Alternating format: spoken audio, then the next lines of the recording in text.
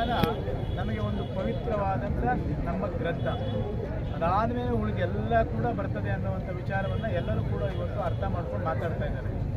ಬಾಬಾ ಸಾಹೇಬ್ ಅಂಬೇಡ್ಕರ್ ಅವರು ಸಂವಿಧಾನವನ್ನು ನಮಗೆ ಗೊತ್ತಿಲ್ಲ ಅಂತ ಹೇಳಿದ್ರೆ ನಾವ್ಯಾರೂ ಕೂಡ ಇಷ್ಟು ನೆಮ್ಮದಿಯಿಂದ ನಾವು ಹೋರಾಟಗಳಿರ್ಬೋದು, ನಮ್ಮ ಹಕ್ಕನ್ನು ಪಡ್ಕೊಳ್ಳೋಕ್ಕಾಗಿರ್ಬೋದು, ಯಾವುದೇ ವಿಷಯಗಳಲ್ಲಿ ನಾವು ಭಾಗವಹಿಸಲಿಕ್ಕೆ ಸಾಧ್ಯನೇ ಆಗ್ತಾ ಇರಲಿಲ್ಲ.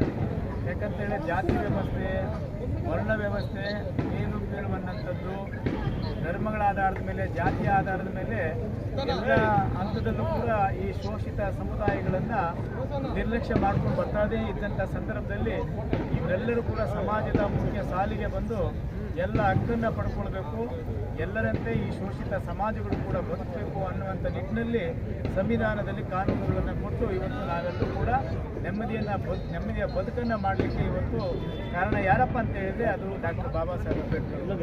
ಅದಕ್ಕಾಗಿ ನಾವೆಲ್ಲರೂ ಕೂಡ ಒಟ್ಟಾಗಿ ಸೇರಿದ್ದೇವೆ. ನಿಮಗೆ ಗೊತ್ತಿದೆ, 1925 ಏಪ್ರಿಲ್ 10-11ರಂದು ಬೆಳಗಾಮಿನ ನಿಪ್ಪಾಣಿಗೆ 2 ದಿನ ಅಧಿವೇಶನದಲ್ಲಿ ಅಧ್ಯಕ್ಷತೆಯನ್ನು ವಹಿಸ್ತಾರೆ ಬಾಬಾ ಸಾಹೇಬ್ ಅಂಬೇಡ್ಕರ್. ಅವರ ನೆನಪಿಗೋಸ್ಕರ ಶತಮಾನೋತ್ಸವವನ್ನು ನಾವು ಇವತ್ತು ಬೈಕ್ ರ್ಯಾಲಿ ಮೂಲಕ ಬೆಂಗಳೂರಿಂದ ನಿಪ್ಪಾಣಿವರೆಗೂ ಬೈಕ್ ರ್ಯಾಲಿ ನಡೀತಾ ಇದೆ, ಇವತ್ತು ಕೂಡ ಮಾಡ್ತಾನೆ ಇದ್ದಾರೆ. ನಾಳೆ ಬೆಳಗ್ಗೆ ನಿಪ್ಪಾಣಿನಲ್ಲಿ ಸಾರ್ವಜನಿಕವಾಗಿ ಬಹಿರಂಗವಾಗಿ ಸಭೆ ಇದೆ. ಆ ಸಭೆಯನ್ನು ಕೂಡ ಮಾಡೋದಕ್ಕೆ ಕಾರಣ ಏನಂತ ಹೇಳಿದ್ರೆ 100 ವರ್ಷ ಆಗಿದೆ. ಏಪ್ರಿಲ್ 10-11ನೇ ತಾರೀಕು 1925 100 ವರ್ಷ ಕಳೆದಿದೆ. ಅದಕ್ಕೆ ನಾವು ಶತಮಾನೋತ್ಸವ ಅನ್ನುವಂಥ ಕಾರ್ಯಕ್ರಮವನ್ನು ಭಾರತೀಯ ಜನತಾ ಪಾರ್ಟಿ ವತಿಯಿಂದ ನಾವು ಮಾಡ್ತಾ ಇದ್ದೀವಿ. ಯಾಕೆ ನಾವು ಇದೆಲ್ಲ ಹೇಳ್ತೀವಿ ಅಂತ ಹೇಳಿದ್ರೆ, ನಾವು ಎಲ್ಲರೂ ಕಾರ್ಯಕ್ರಮಗಳನ್ನು ಮಾಡೋದು ಒಂದು ಕಡೆ, ಅಂದರೆ ಬಾಬಾ ಸಾಹೇಬ್ ಅಂಬೇಡ್ಕರ್ ಕಾರ್ಯಕ್ರಮ ಮಾಡಬೇಕಂದ್ರೆ ನಮಗೇನೋ ಒಂದು ರೀತಿ ದೈವಭಕ್ತಿ, ಅವರಿಲ್ಲ ಅಂದರೆ ನಾವಿಲ್ಲ.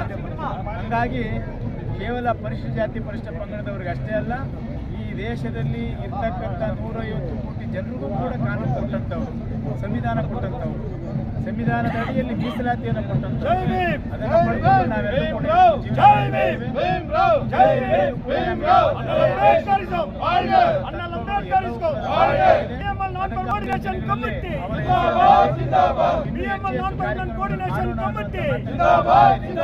ಮಾತನ್ನು ಮುಕ್ತಾಯ ಮಾಡ್ತೀನಿ. ಜೈ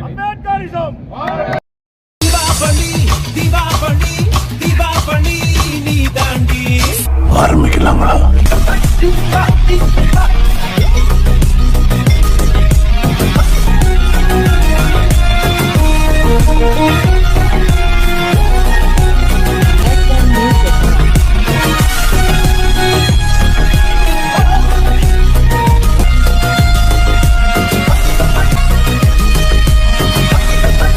தரம் என்றும் நிரந்தரம், தரம் என்றும் நிரந்தரம், தரம் என்றும் நிரந்தரம்.